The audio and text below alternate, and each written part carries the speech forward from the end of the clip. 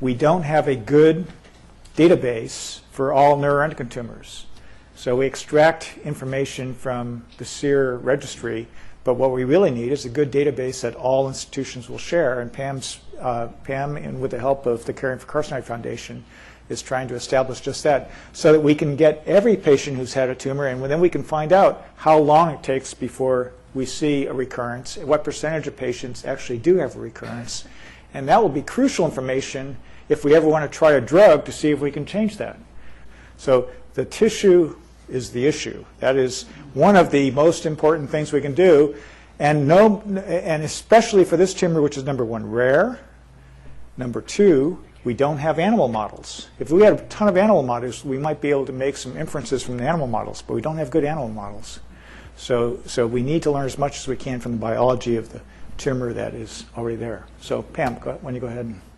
So in the last couple of years, for Carcinoid Foundation initiated a bioconsortium, which really is an effort to bring together institutions that have expertise in neuroendocrine tumors in an effort to really sort of pool knowledge.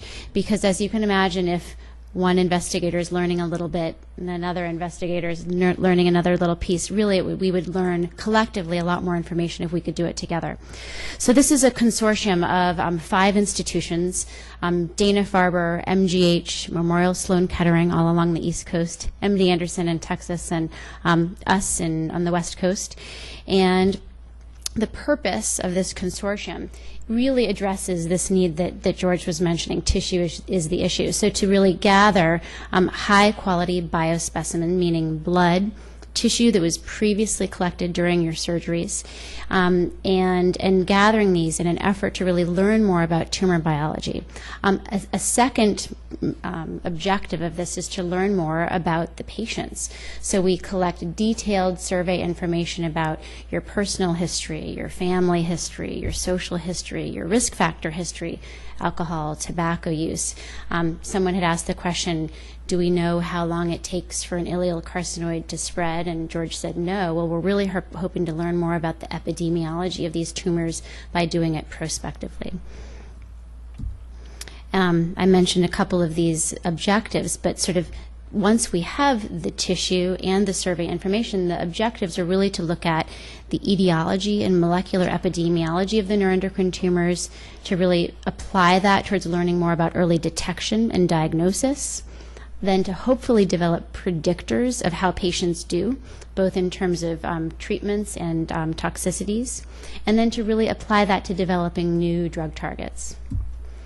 So as an example, we've really just embarked on this effort at Stanford. So some of you in the room have actually participated in this already. So we are contacting patients before they come into clinic ahead of time to say, hey, we'd like to meet with you and get a little extra blood before you come in.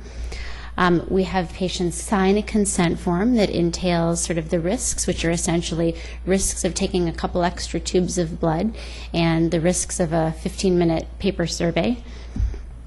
And then actually the survey right now is paper, but we are in the process of transitioning that to an iPad-based survey or an electronic survey that will then help build our database automatically. Patients then get 3 additional tubes of blood, so it's about a tablespoon of blood, and that is then stored in our tissue bank. Our tissue bank has a separate consent process that most of you at the time of surgery were already consented to store tissue in the Stanford Tissue Bank or UCSF Tissue Bank or wherever your surgeries were. And so this effort has been ongoing since about September of 2009. We are actually about a year into it, and our efforts are now, we're in the process of really trying to better build our databases as a sort of 5-institution consortium, making sure that we have common data elements, that we're all going about this in the same way. In a couple of, or 1 month, we're sort of going to have our first data export in an effort to try to see how we can pool the data effectively and talk with our statisticians to make sure that we're doing it correctly. So in terms of our future directions, the real goal of having this is to have it be a resource for investigators across the country. So you could imagine that an investigator, say, at Harvard or even an institution outside of the consortium would say, I have an excellent question that I would like to query of this database, that would then they would have access to the epidemiologic information and the blood and tissue and could do both molecular analyses and epidemiologic analyses.